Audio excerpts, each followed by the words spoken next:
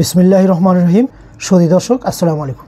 যারা এনটিআরসিতে পরীক্ষা দিয়ে উত্তীর্ণ হয়েছেন, অর্থাৎ যাদের নিবন্ধন সার্টিফিকেট আছে, তারা ইতিমধ্যেই বিজ্ঞপ্তি পেয়ে গেছেন, গণবিজ্ঞপ্তি, চতুর্থ গণবিজ্ঞপ্তি। এই চতুর্থ গণবিজ্ঞপ্তিতে যারা চাকরি প্রত্যাশী হয়ে আবেদন করবেন তাদের জন্য আজকের ভিডিওটি খুব ইম্পর্টেন্ট। এবারের গণবিজ্ঞপ্তির আবেদনকৃত অন্যান্য বারের আবেদনের চেয়ে ব্যতিক্রম। আমরা যখন কাজটি শুরু করব তখন বুঝতে পারবেন যে আসলে কতটুকু পার্থক্য। আগে যে কেউ গণবিজ্ঞপ্তির ভ্যাকেন্সি দেখতে পারতো, অর্থাৎ কয়টি পোস্ট আছে সেটা দেখতে পারতো। এবার কিন্তু একটু ভিন্ন রকম। অবশ্যই প্রথমে আপনার এনটিআরসি সার্টিফিকেটের তথ্য দিয়ে কিন্তু আপনি সামনের দিকে বাড়তে হবে। বাড়লে আপনি দেখতে পান আপনার সাবজেক্টে কয়টি পোস্ট খালি আছে সেগুলি আপনি বিস্তারিত দেখতে পারবেন। এই জন্য আমাদের প্রথমে চলে যাব একটি ব্রাউজারে। তো আমি মোজিলা ফায়ারফক্স ব্রাউজারটি ওপেন করে নিচ্ছি। তো ব্রাউজারটি নেওয়ার পরে ব্রাউজার অ্যাড্রেস বারে আমরা অ্যাড্রেসটি লিখব, সেটা হলো ngi.teletalk.com.bd। লেখার পরে আমরা কিবোর্ড থেকে এন্টার প্রেস করব। প্রেস করার পর দেখতে পাচ্ছেন non government teachers registration and certificate authority, এই সার্ভারে আমরা প্রবেশ করেছি। তো আমরা যেহেতু এখন চতুর্থ গণবিজ্ঞপ্তিতে আমরা আবেদন করব, সো রিক্রুটমেন্ট সাইকেল 4 দেখতে পাচ্ছেন ঠিক উপরের লাল অর্থাৎ রেড মার্ক দেওয়া আছে যেটা, সেটাতে আমরা ক্লিক করে দেব। ক্লিক করার পর দেখতে পাচ্ছেন আবার লাল কালি দিয়ে মার্কিং করা আছে অ্যাপ্লাই হিয়ার, একটি অপশন আছে। তো আমরা অ্যাপ্লাই হিয়ারে ক্লিক করব। অ্যাপ্লাই হিয়ারে ক্লিক করার পরে আমরা আবেদনের মূল পেজে আসছে। তো এখানে বেশ কিছু অপশন আছে। প্রথম হল ডাউনলোড দ্য ডিটেলস সার্কুলার, অর্থাৎ সার্কুলারে কতটা পোস্ট আছে সেটা আমরা এই সার্কুলারটা এখান থেকে ডাউনলোডে ক্লিক করলে আমরা বের করতে পারব। আর new applicant go to application form, অর্থাৎ আপনি যদি নতুন আবেদন করতে চান এই জন্য আপনি ফর্ম এখানে ক্লিক করবেন। ফর্মে ক্লিক করলে সে ফর্মে নিয়ে যাবে। তো আমরা আর অন্যদিকে যাব না, আমরা যেহেতু আবেদন করতে চাচ্ছি সো আমরা ফর্মে ক্লিক করে দিব। ক্লিক করার পর এরকম একটি ইন্টারফেস আসবে। তো এইরকম ইন্টারফেসের ক্ষেত্রে আমরা এখানে উপর দেখতে পাচ্ছেন একটি রুল, ব্যাচ ও রেজিস্ট্রেশন নং ব্যবহার করে কেবলমাত্র একটি আবেদন করা যাবে। অর্থাৎ এর পূর্বে আমরা যত আবেদন করেছি একটি রুল, একটি ব্যাচ, একটি রেজিস্ট্রেশন নাম্বার দিয়ে আমরা কিন্তু পর্যায়ক্রমে এক এক করে অর্থাৎ ডিফারেন্টভাবে ইন্ডিভিজুয়ালি আবেদন করেছি। কিন্তু এক্ষেত্রে কিন্তু আমরা একবার একটি রোল, রেজিস্ট্রেশন কিংবা বেস দিয়ে একবার একটি আবেদন করতে পারবো। আর একটি আবেদন আপনার যথেষ্ট আপনার চাকরি হওয়ার ক্ষেত্রে। ডিফারেন্ট কোনো অর্থাৎ ইন্ডিভিজুয়ালি কোনো আবেদন করতে হবে না। আরেকটি নিচে আরেকটি কথা আছে, ফি জমাদানের পূর্ব পর্যন্ত আবেদনটি ড্রাফট হিসেবে সংরক্ষিত থাকবে। অর্থাৎ আমরা জানি যে আমরা আবেদন করলে কিন্তু আমার আবেদনটা অ্যাকসেপ্ট হবে না যে পর্যন্ত না আমি আবেদনের যে কস্টটা অর্থাৎ খরচটা আমি পে না করব। এই পর্যায়ে আসার পরে আমরা নিচে আসব, প্রসেস নামে একটি বাটন আছে, এখানে আমি ক্লিক করব। ক্লিক করার পরে এখানে দেখছেন রুল এবং ব্যাচ। তবে আবেদনের ক্ষেত্রে অবশ্যই আপনার এনটিআরসি সার্টিফিকেটটা আপনার হাতে থাকতে হবে। এই সার্টিফিকেট আপনার রুলটা লাগবে, ব্যাচ লাগবে এবং রেজিস্ট্রেশন লাগবে। রেজিস্ট্রেশন 1 থেকে 7 পর্যন্ত তাদের ক্ষেত্রে রেজিস্ট্রেশনের প্রয়োজন। 8ম থেকে অদ্যাবধি পর্যন্ত যারা এনটিআরসি সার্টিফিকেট অর্জন করেছেন তাদের রেজিস্ট্রেশনটা অবশ্যই দিতে হবে। আর রেজিস্ট্রেশন নাম্বারটা যেহেতু একটি বড় ডিজিটের, সো এটা কেয়ারফুলি দিতে হবে। আপনি যদি ভুল দেন তাহলে কিন্তু এখানে আপনার ম্যাচ হবে না, সো শো করবে না। এক্ষেত্রে আমরা প্রথমে রুলটা দিয়ে দিব, তারপর এখানে বেচ অর্থাৎ আপনি কত বেচে পাস করেছেন। সো আমি আমার বেচটা দিয়ে দিচ্ছি। তো দেখতে পাচ্ছেন 14 দেওয়ার পরে কিন্তু রেজিস্ট্রেশনটা এসে গেছে। এখানে যদি আমি 7ম জাস্ট দেখানোর জন্য ক্লিক করি, রেজিস্ট্রেশন কিন্তু লাগবে না। 7ম বেচ পর্যন্ত তাদের কোনো রেজিস্ট্রেশন লাগবে না। যদি 8মে দেই তাহলে কিন্তু আমার রেজিস্ট্রেশন, সো 7ম পর্যন্ত তাদের কোনো রেজিস্ট্রেশনের প্রয়োজন। 8ম থেকে শুরু অদ্যাবধি পর্যন্ত আপনার রেজিস্ট্রেশনটা অবশ্যই প্রয়োজন আছে। সো আমার যেহেতু 14, আমি 14 ক্লিক করার পর রেজিস্ট্রেশনের ঘরটা এসে গেছে। এখন আমি আমার রেজিস্ট্রেশনের নাম্বারটা আমি এন্ট্রি দিব। তো আমার প্রথম বেসিক যে তথ্যটা সেটা এই 3টা তথ্য লাগবে। এই 3টা তথ্য যদি আপনার এক্সাক্ট হয় অর্থাৎ সঠিক হয় তাহলে আপনি সাবমিটে দিলে সে আপনার জন্য পরবর্তী পেজটা ওপেন করে দিবে। এবং আর যদি ভুল হয় তাহলে ম্যাচ নো ম্যাচ দেখাবে কিংবা মিস ম্যাচ দেখাবে। তো আমার এই 3টা তথ্য যদি সঠিক হয়ে থাকে তাহলে আমি সাবমিটে দিয়ে দিব। দেখতে পাচ্ছেন সাবমিটে দেওয়ার পর কিন্তু এই পজিশনে আমি এসেছি। এখানে দেখতে পাচ্ছেন যে আমার নাম, ফাদার্স নেম, মাদার্স নেম, অর্থাৎ সার্টিফিকেটে যে তথ্যগুলো ছিল এখানে অটোমেটিক সেই তথ্যগুলো এসে গেছে। এক্ষেত্রে কিছু তথ্য আছে যেগুলো বাকি, এগুলো আপনি এখানে এন্ট্রি দিয়ে দিবেন। যেমন mobile number, email number, identification documents number, তারপর ম্যারিটাল স্ট্যাটাস, রিলিজিয়ন, এই তথ্যগুলো আপনি এখন এন্ট্রি দিয়ে দিবেন। আর যেগুলোতে লাল স্টার মার্ক দেওয়া আছে এগুলো ম্যান্ডেটরি, অবশ্যই দিতে হবে। এগুলো যদি আপনি ফিল আপ না করেন তাহলে সামনের দিকে আপনি আগাতে পারবেন না। সো আমি প্রথম মোবাইল নাম্বার দিয়ে দিব, মোবাইল নাম্বার দিয়েছি। তারপর এখানে ইমেইল নাম্বার দিব। ইমেইল নাম্বারটা দেওয়া ম্যান্ডেটরি না, তারপর আপনি প্রয়োজনে দিয়ে দিতে পারেন। তো আমি আমার ইমেইল নাম্বার দিয়ে দিয়েছি। এরপর আইডেন্টিফিকেশন ডকুমেন্টস, অর্থাৎ আপনাকে কোন ডকুমেন্টসের মাধ্যমে চিহ্নিত করা হবে। ক্লিক করার পরে আইডেন্টিফিকেশন 3টি ডকুমেন্টস আছে, একটা হলো এনআইডি, বার্থ রেজিস্ট্রেশন, পাসপোর্ট, অর্থাৎ জাতীয় পরিচয়পত্র কিংবা আপনার জন্ম নিবন্ধন কিংবা পাসপোর্ট যে কোনো একটি দিয়ে দিলে হবে। তো আমি এনআইডি অর্থাৎ জাতীয় পরিচয়পত্র দিতে চাচ্ছি। এখানে দেওয়ার পরে এনআইডি সিলেক্ট করার পরে এখানে বলছে এনআইডি নাম্বার, দ্যাট মিনস আপনার ভোটার আইডি কার্ডের নাম্বারটি এখানে দিয়ে দিবেন। আমি আমার নাম্বারটি দিচ্ছি। ভোটার আইডি কার্ডের নাম্বার দেওয়া কমপ্লিট। এখন ম্যারিটাল স্ট্যাটাস, অর্থাৎ আপনার বৈবাহিক অবস্থা, ম্যারিড হলে ম্যারিড, আনম্যারিড হলে আনম্যারিড। আর আদার্স অর্থাৎ ডিভোর্স কিংবা আদার্স অন্য কিছু হলে আদার্স সিলেক্ট করে তারপর অপশনে লিখিয়ে দিবেন কজটা। তো আমি ম্যারিড দিয়ে দিলাম। দেওয়ার পরে রিলিজিয়ন, অর্থাৎ আপনার ধর্ম কি, ইসলাম নাকি অন্য কোনো কিছু, তো আমি ইসলাম দিয়েছি। দেওয়ার পরে আমার এই ফিল্ডটা যে এই ফর্মটা অর্থাৎ ফিল্ড বলি আমরা, এই তথ্যের ফিল্ডটা আমরা টোটালি ফিল আপ করেছি, এখানে আর কোনো তথ্য বাকি নেই। সো আমরা এখানে দেখতে পাচ্ছেন একটা এরো দেখা যাচ্ছে, এখানে আমরা ক্লিক করে সামনের দিকে যাব। তো এটা দেওয়ার পর আমরা সামনের ফর্মে আসলাম। তো সামনের ফর্মে বলছে প্রেজেন্ট অ্যাড্রেস, অর্থাৎ detail address, do not write থানা অ্যান্ড ডিস্ট্রিক্ট নেম হিয়ার, অর্থাৎ এখানে থানা এবং ডিস্ট্রিক্ট ছাড়া বাকি আপনার অ্যাড্রেসটা লিখবেন। তাহলে বাকি হলে আপনার প্রথমে দিবেন গ্রামের নাম, তারপর পোস্ট অফিস দিতে পারেন। আর এখানে থানা এবং ডিস্ট্রিক্ট আছে, তো আমার ডিস্ট্রিক্ট অলরেডি সিলেক্ট করা আছে, থানাও আছে। আর পোস্ট কোডটা অবশ্যই দিতে হবে, এখানে পোস্ট কোডটা যার যার পোস্ট কোড লিখিয়ে দিবেন। তো এখানে যাওয়ার পরে আমরা এই অবস্থা আসার পরে আমরা চলে যাব প্রেজেন্ট অ্যাড্রেস, অর্থাৎ আপনি বর্তমানে কোথায় অবস্থান করছেন সেই অ্যাড্রেসটি দিয়ে দিবেন। আর যদি আপনার পার্মানেন্ট অ্যাড্রেসে অবস্থান করে থাকেন সেই পার্মানেন্ট অ্যাড্রেসটা এখানে শো করবেন। তো আমি যেহেতু প্রেজেন্ট অ্যাড্রেসে অন্য জায়গায় আছি, সো আমি সেই জায়গাটা দিচ্ছি। এখানে সেম আপনার থানা এবং ডিস্ট্রিক্টের নাম দিতে হবে না, তাছাড়া আপনার এলাকার নাম এবং পোস্ট অফিসটা দিয়ে দিতে পারেন। তো আমি এলাকাটা দিচ্ছি, তারপর ডিস্ট্রিক্ট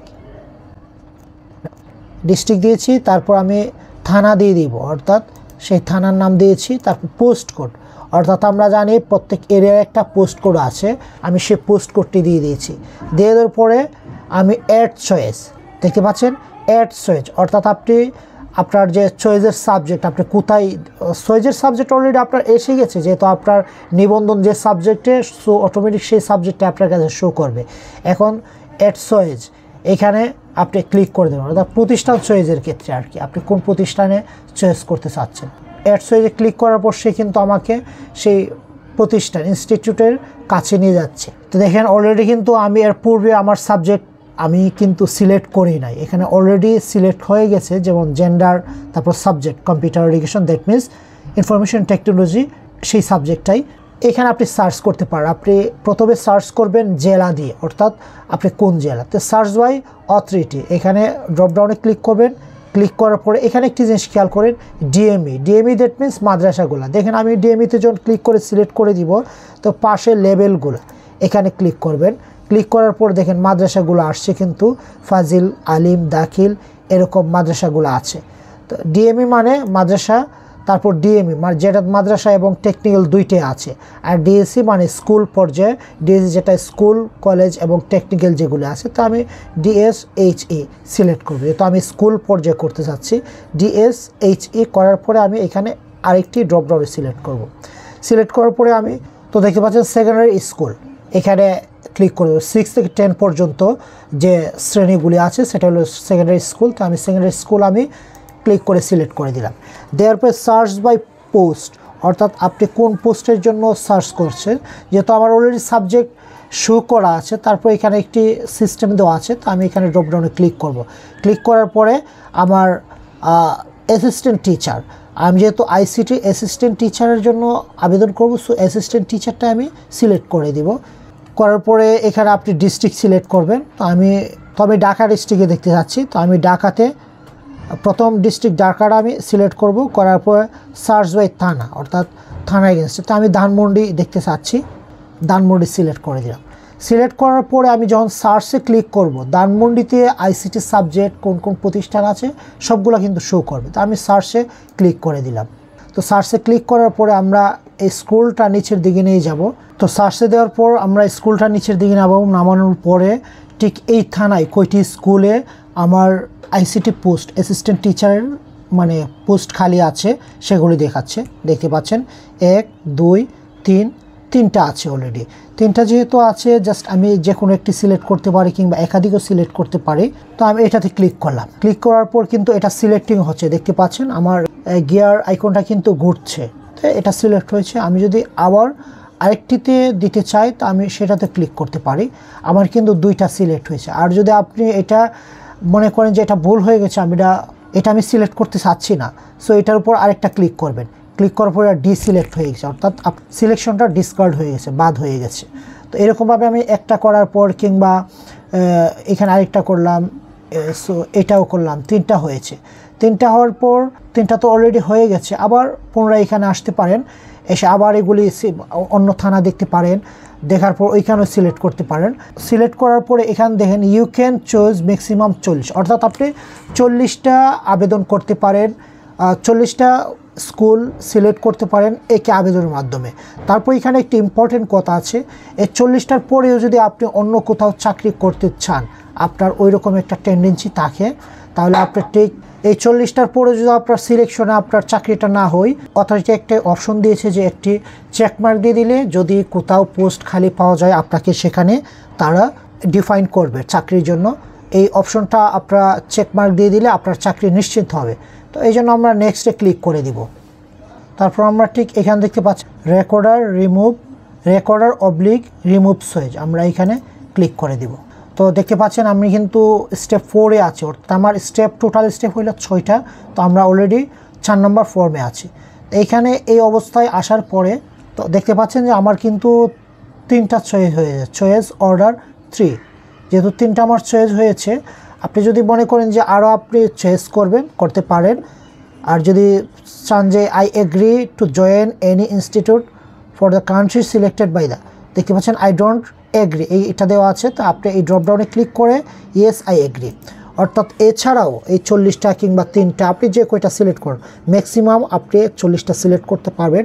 এই 40টার পরে কিংবা আপনার সিলেক্টেড পয়েন্ট ছাড়াও যদি আপনি চাকরি করতে চান, আপনি এখানে ইয়েস আই এগ্রি এই ড্রপডাউনে ক্লিক করে ইয়েস আই এগ্রি বাটনে সিলেক্ট করে দিবেন। সিলেক্ট করার পরে আমরা এখন ফটো এবং সিগনেচারটা বসানোর জন্য আমরা এখানে ক্লিক করে দিব। তো এখানে দেখতে পাচ্ছেন ফটো এবং সিগনেচার এখান থেকে রিসাইজ করা যাবে, যেহেতু আমার রিসাইজ করাই আছে। সিলেক্ট ফটোটা আমরা ক্লিক করব। ক্লিক করার পরে আমি যে আমার কম্পিউটার যে ফোল্ডারে আমি রেখেছিলাম সেটা আমি খুঁজে বের করব।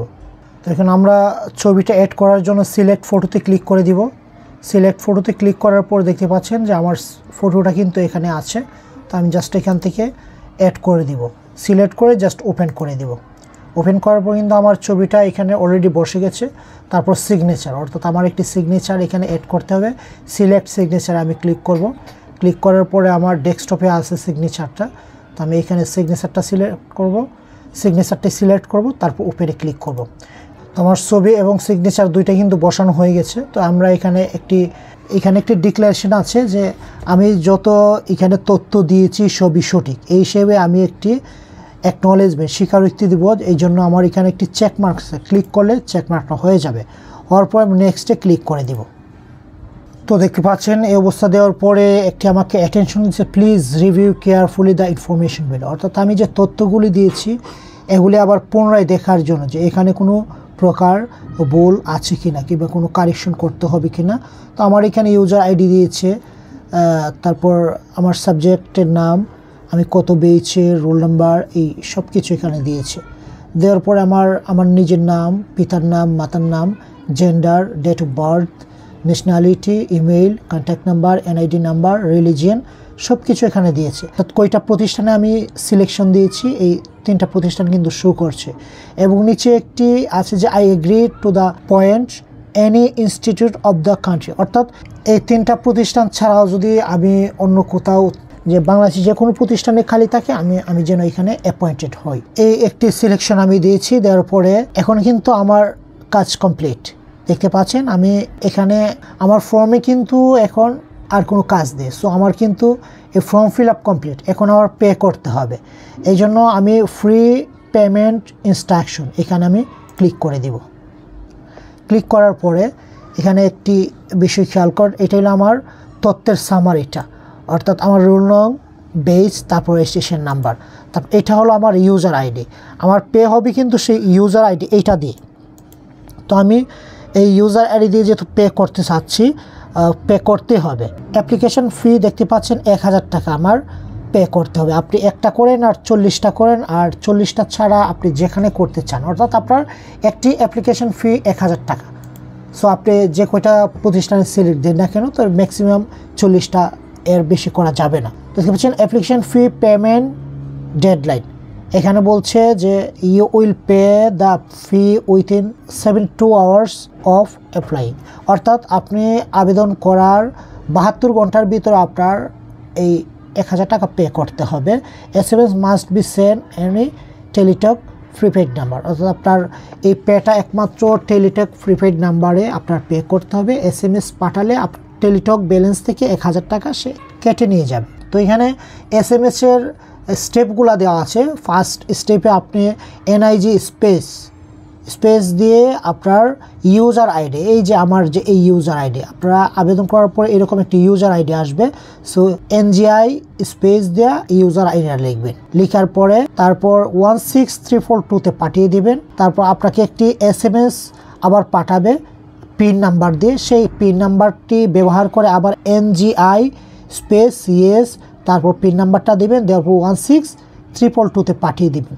পাঠিয়ে দেওয়ার পরে আপনাকে একটা ইউজার আইডি আর পাসওয়ার্ড দিবে, সেই ইউজার আইডি আর পাসওয়ার্ডটা অবশ্যই আপনার সংরক্ষণ রাখতে হবে। তো এই 2টা স্টেপে আপনারা SMS করবেন। SMS করলে অবশ্যই আপনার প্রিপেইড যে টেলিটক সিম, সেই সিমে আপনার 1000 টাকার বেশি রাখতে হবে, 1020, 25 এরকম সামথিং এরকম একটি কিছু রাখতে হবে। তবে অবশ্যই 1000 টাকার বেশি রাখতে হবে ব্যালেন্সটা, নতুবা আপনার এই SMS-গুলো কিন্তু গ্যারান্টেড হবে না। SMS গ্যারান্টেড হবে তখনই যে আপনার প্রিপেইড ব্যালেন্স থেকে যখন আপনার সেই টাকাটা ডিডাকশন হবে, অর্থাৎ কর্তন করা হবে। তারপর আপনাকে এই SMS-টা পাঠানোর পরে একটা প্রক্রিয়া শেষ হবে। তারপর দ্বিতীয় SMS-টা পাঠানোর পরে আপনার আবেদন প্লাস পেইং সব কিছু কমপ্লিট হয়ে যাবে। এরকমভাবে আপনারা আপনাদের চাকরির জন্য আবেদন করতে পারেন এবং সেকেন্ড স্টেপে এরকমভাবে পেমেন্টটা করে নিতে পারেন। আশা করি ভিডিওটি আপনার উপকারে আসবে। যদি ভিডিওটি উপকারে আসে অবশ্যই চ্যানেলটি সাবস্ক্রাইব করে সঙ্গে থাকবেন। আবারও কথা হবে এরকম নতুন কোনো ভিডিও নিয়ে। ততক্ষণ পর্যন্ত ভালো থাকবেন। আজকে এখানে শেষ করছি। খুদা হাফেজ।